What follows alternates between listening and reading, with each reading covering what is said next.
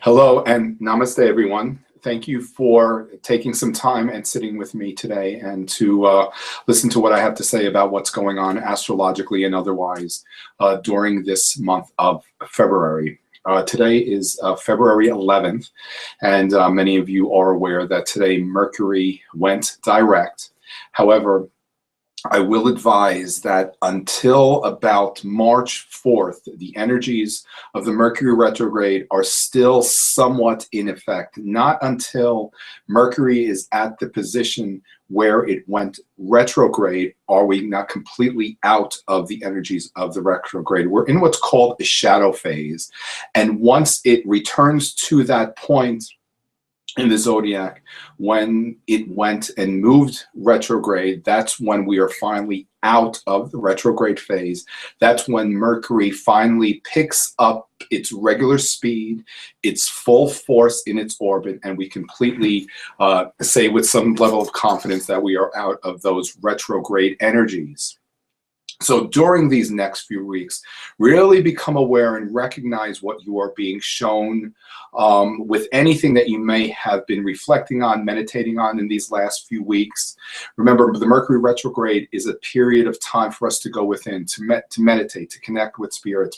Every day we would be served very well to connect with spirit. However, during the retrograde phase is when we are encouraged very, very much so to meditate, to connect with spirit, reflect and review upon anything that we're working on, anything that might be taking place in our lives. And as Mercury begins to pick up its regular speed, we are being given clarity, insights, additional information to all that is that we have been reflecting on during that Mercury retrograde period, so that we can continue and move forward with whatever it is that we may have been reviewing during that time. So keep all that in mind as we go through these next few weeks. If you're still feeling a little bit of the delays, the confusion, don't worry. We're coming out of that phase, and before you know it, we'll be full force, just as we have been before it went retrograde. Our full moon was on the 4th, on February 4th, and those of you who may have read my forecast, one of the things that I highlighted in that forecast is that during this time, we are being given the opportunity to recognize the creative power that is within every one of us. We can call that the power of divinity, the creative source, the source that created all things in creation, all things in humanity. We have that power very much inside of us. And certainly when I refer to this energy as power, I'm not referring to it from a place of ego. We want to refer to that, and we want to recognize that as a place of love. Because certainly it was love that created all things.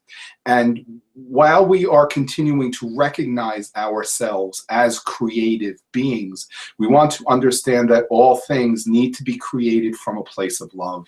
And when we create all things from that place of love, certainly we personally benefit from that energy, but more so all of humanity, everyone that we encounter benefits from that as well.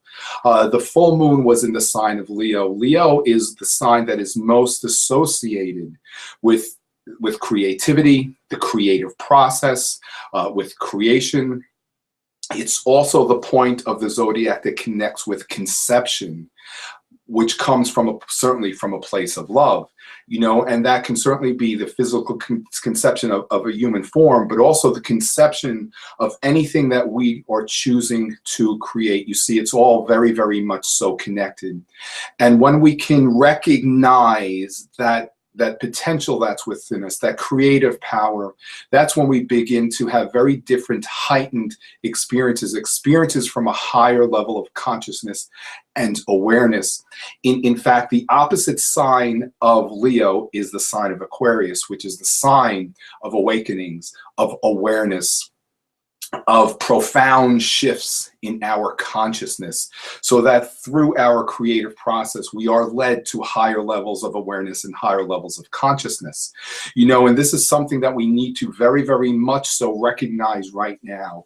Since the beginning of this year, and probably since the fall time frame, we have seen some horrific experiences taking place out in the world. And we also need to recognize that we are very much a part of those experiences.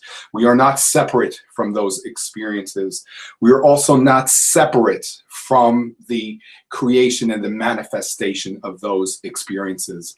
Anything that experiences, anything, excuse me, anything that comes to form in the physical world is a manifestation of all that is taking place within the subconsciousness of humanity. When there's unsettlement in every one of us, it demonstrates itself in the physical world.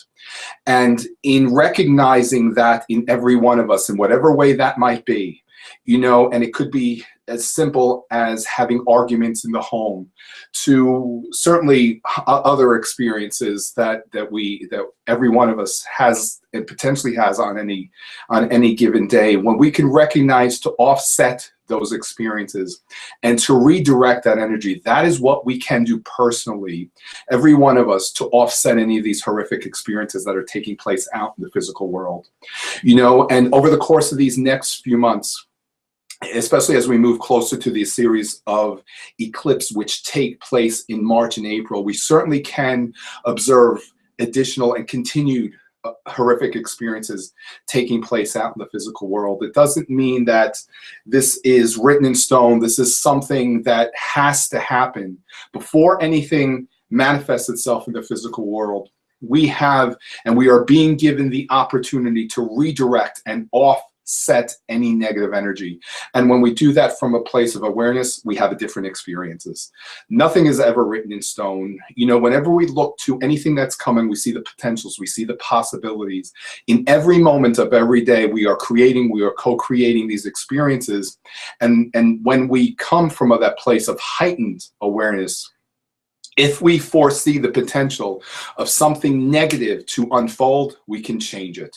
And we can recognize how we are instrumental in changing that experience, because we are very instrumental in creating the possibility of the experience as well. So when we can recognize and empower ourselves to know that we are very much a part of everything that is unfolding, we can certainly change it. And certainly we must do this from a place of love.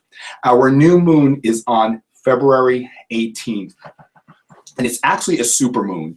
A supermoon is when the moon is at its closest approach to the Earth in its orbit, because the moon orbits the Earth in an elliptical path, and sometimes it's much closer to the Earth than it is at other times. And when it happens at either a new moon or a full moon, it's considered a super moon, and its energies are amplified.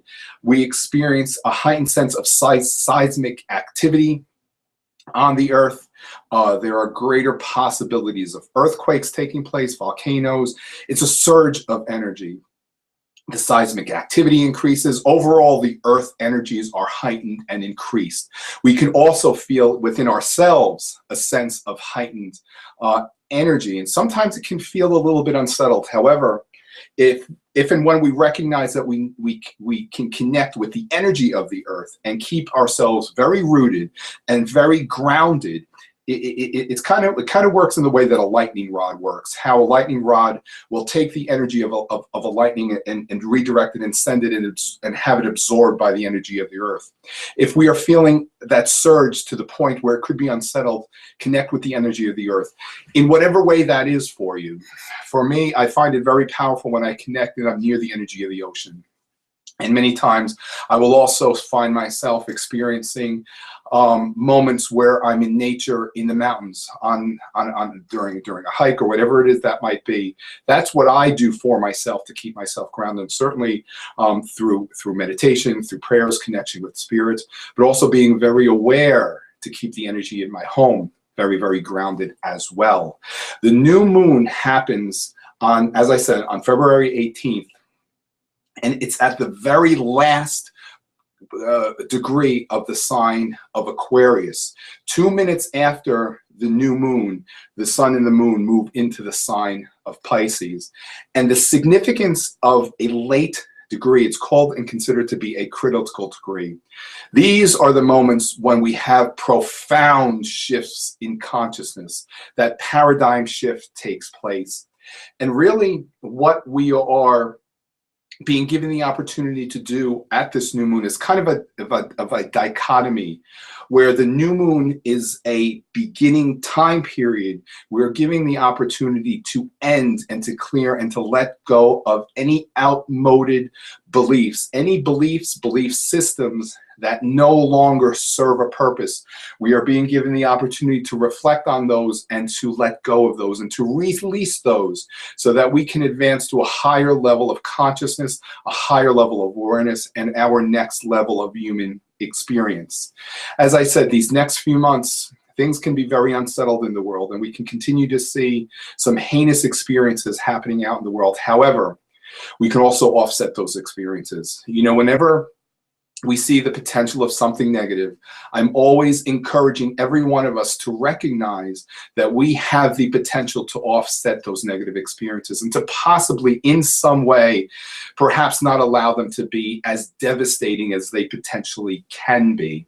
You know, right now we're also having somewhat of a conflicting aspect between Saturn and Neptune. You know, that type of an energy aspect creates the sense of an overinflated sense of ego, a sense of self-righteousness. We have to become very careful not to try to make another wrong. Whatever is considered to be wrong, whatever is considered to be right, it's just relative. It's just a matter of perception and opinion and judgment. I certainly encourage every one of us to be aware not to become self-righteous, to really do whatever it is that we need to do and to create that element of change, to facilitate that change simply from a place of love. You know, love really does heal all things. And any of you who have heard me speak and have heard any of these broadcasts, I'm always emphasizing the element of love, to create from a place of love, to stay in a place of love, and to see all things from that place of love, because that's when we begin and we will observe that experiences begin to change within ourselves, for ourselves, from a place of love, and all those experiences become much more harmonious, much more incongruent with our higher self. So thank you again for taking and enjoying this time with me. As always, please give good care to yourself. Be aware of one another. Give care to one another. Be gentle with yourselves, and always stay in a place of love and create from a place of love. Thank you. Namaste. Many blessings.